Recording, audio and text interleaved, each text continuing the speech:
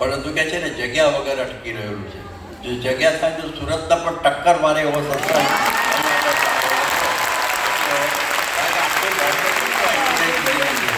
જગ્યા વગર કંઈ થઈ શકતું નથી.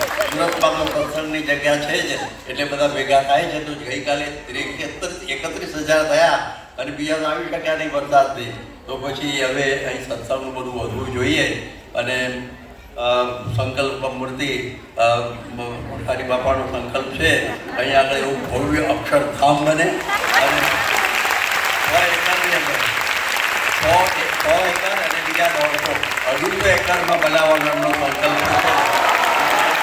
એ પ્રકારનું થાય. અને એમાં મહંત સાહેબ મહારાજનો ઉમંગ આવી ગયો એટલે એમણે પણ મહંત મોટારી સ્વામીને બોલાવીને કહ્યું કે આપણે એક સ્વામિનારાયણ યુનિવર્સિટી કરવાની છે. એ પણ મુંબઈમાં જ આપણે કરવાની છે.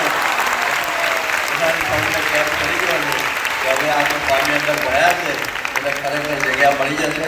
એટલે આપણે તો મારે બહુ લાંબુ કહેવા નથી પણ આપણે ધૂન પ્રાર્થના કરવાની. ધૂન પ્રાર્થનાથી કંઈ થાય એવું નથી. ઐશ્વર્ય સ્વામી એવું વાપરો આપણને એ જગ્યા મળી જાય, ફાઇનાન્સર મળી જાય અને સંકલ્પ છે એ પ્રમાણે આખું સંકુલ આપણે અત્યારે બોલતા નથી નામ નામ બધું થાય ત્યારે બધું જોજો બધા